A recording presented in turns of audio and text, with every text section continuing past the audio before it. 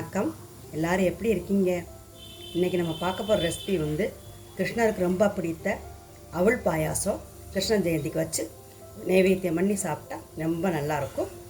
இந்த வீடியோக்குள்ளே போகிறதுக்கு முன்னால் முதல் முறையாக அந்த வீடியோ பார்த்தாலும் சப்ஸ்கிரைப் பண்ணாமல் பார்த்துட்டு இருந்தாலும் சப்ஸ்கிரைப் பண்ணி வச்சுங்க. பக்கத்தில் உள்ள பெல் பட்டனை கிளிக் பண்ணிடுங்க.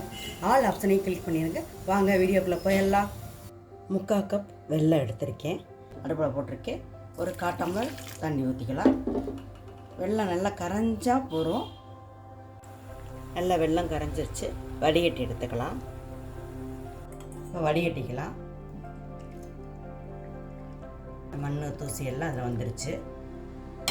அடுப்பை ஆன் பண்ணி ஒரு சட்டி வச்சுருக்கேன். 1 டேபிள் ஸ்பூன் நெய் விட்டுக்கலாம். இந்த அளவு முந்திரி எடுத்திருக்கேன். அது நிறைய போட்டால் நல்லாயிருக்கும்.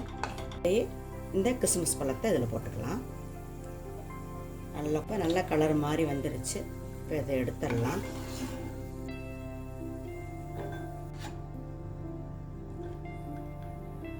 இதே நெய்யில் 1/2 கப் எடுத்த சிவப்பு அவலை இதை போட்டுக்கிறேன்.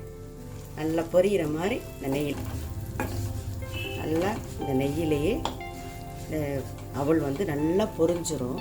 பாருங்கள், அவல் வந்து நல்லா நெய்யிலே நல்லா பொரிஞ்சிருச்சு. இதில் அடுப்பை ஆஃப் பண்ணிடலாம். பால் சூடான பால் லேசாக சூடு பண்ணியிருக்கேன். நல்லா சுட்டுருச்சு. இப்போ நம்ம வறுத்து வச்ச நெய்யில் வறுத்து வச்ச அவல் அதில் போட்டுறணும்.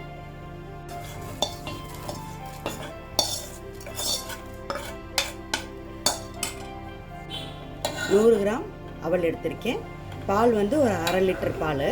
இந்த பாலிலேயே இந்த அவல் வந்து நல்லா வெந்து வரும். நல்லா மீடியமான அடுப்பில் வந்து வேக வைக்கணும். நல்லா அவல் வந்து நல்லா வெந்துருச்சு. இப்போ கொஞ்சம் ஏலக்காய் தூள் போட்டுக்கலாம். நல்லா நம்ம வடிகட்டி வச்சுருக்க இந்த வெள்ளைப்பாகை ஊற்றிக்கணும். நல்லா மிக்ஸ் பண்ணி விடலாம். இந்த பாகு வெள்ளைப்பாகு வந்து சூட்டோடு ஊற்றினோம்னா இந்த பால் இருக்கிறனால திரண்ட மாதிரி போயிடும். அதனால ஃபஸ்ட்டு கொஞ்சம் தண்ணி ஊற்றி இந்த மண்ணுக்கல்லெல்லாம் நல்லா காய்ச்சி வடிகட்டி வச்சிட்டோம். சூட்டோடு ஊற்றக்கூடாது. கிருஷ்ணருக்கு பிடித்த அவல் பாயாசம் கிருஷ்ண ஜெயந்தி அன்னைக்கு செஞ்சு நைவேத்தியத்துக்கு வச்சு சாமி கும்பிடலாம். சரி, அவல் வந்து மொத்தத்தில் கிருஷ்ணருக்கு ரொம்ப பிடித்தது. பாலெல்லாம் ஊற்றி நல்லா கரெக்டான பக்குவத்தில் இருக்குது பாருங்கள். இப்போ முந்திரி திராட்சையை போட்டுடலாம்.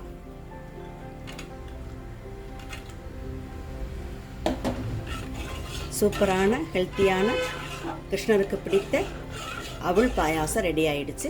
நீங்களும் இது போல் செஞ்சு பாருங்கள். செஞ்சு பார்த்துட்டு எப்படி இருக்குன்னு உங்கள் கருத்துக்களை கமெண்ட் பாக்ஸில் சொல்லுங்கள். நன்றி.